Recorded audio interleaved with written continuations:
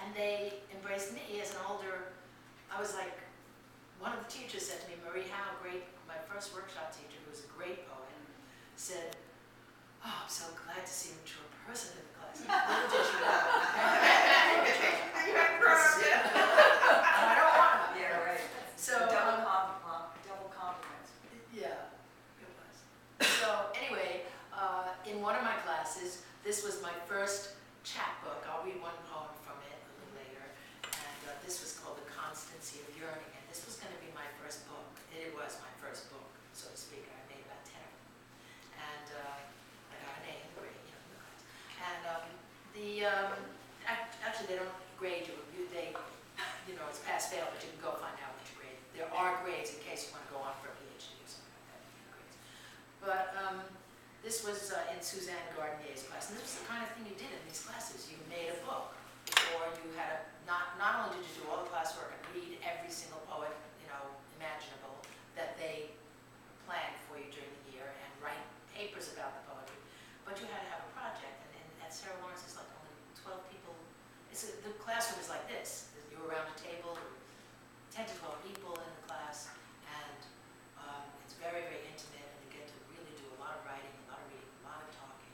And in addition to that, they have a mentoring program. So once a week, you meet with your teacher, each teacher in each class that you're in, and you set up a project.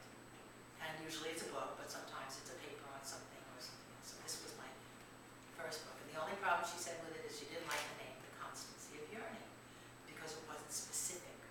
It was too generalized. I think it's a terrific. I like it, right? That may be my next. Constancy of Yearning is a wonderful title. I think so. What are they? Attention, because it's the opposite. Yeah, Yes. exactly. Yes. So, and constancy is such a double entendre word, and I love double entendre, though I probably, unfortunately it gets into punning once in a while. So that was book one. And then You were going to read something from that, huh? Oh yeah, but I will later. So then I'm supposed to talk Oh, about let's get started. in case anybody's Reminder. interested. You forgot. No, I didn't forget. I could forget at any moment. So then this Omega's Garden is very interesting because this is a book of women's voices, mostly angry, mostly about the infidelities and the abuses that we take as women. Are these by you? These are all by me. And was that in not culture, in Sarah Lawrence also? No, this came from A project. after. Well, no, this wasn't a Sarah Lawrence. This was the big Sarah Lawrence book project. Very risky book. It's very nice. And this was a chapbook I was putting together. I worked with Joe in workshops once in a while. Yeah. So this I put together poems since Sarah Lawrence, and there was a contest called New Women's Voices that I ended the book into. In the meantime, I decided to, and I know that to get someone to publish artwork and poetry, who makes money on that? No publishing company, especially if you're unknown. So I decided to make my own press, Art House Press. We call it Art House Press. And we actually are a press, a small press now. And to put together poems and paintings. The poems are not written for the paintings. The paintings are not painted for the poems. Sometimes it would be I'd do them together, but sometimes I would just take a poem that I thought might be good to include in here, and then I'd look around my studio or my archives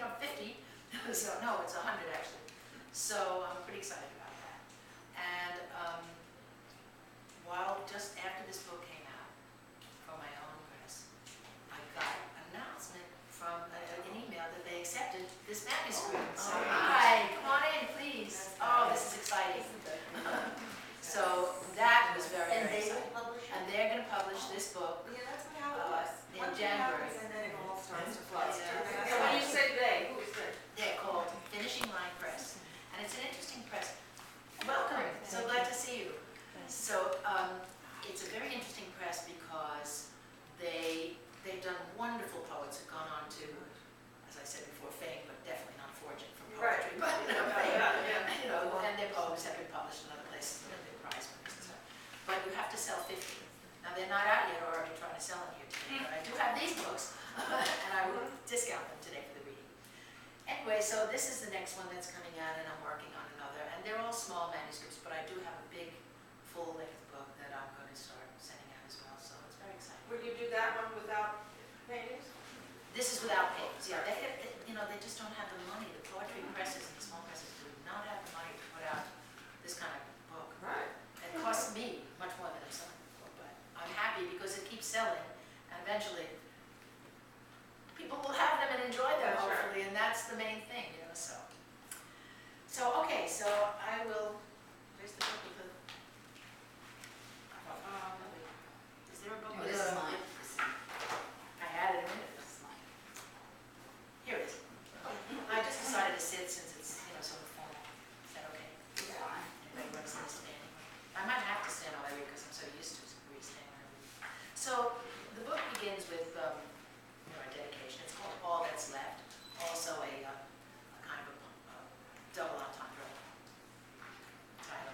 And it's got some very nice blurbs. I got a wonderful, wonderful review from a Pulitzer Prize winning poet, which is absolutely fantastic. So. And it truly is sort of a montage collage, so that it's not one subject, but I try to make the poems flow one into the other, and the paintings you'll see are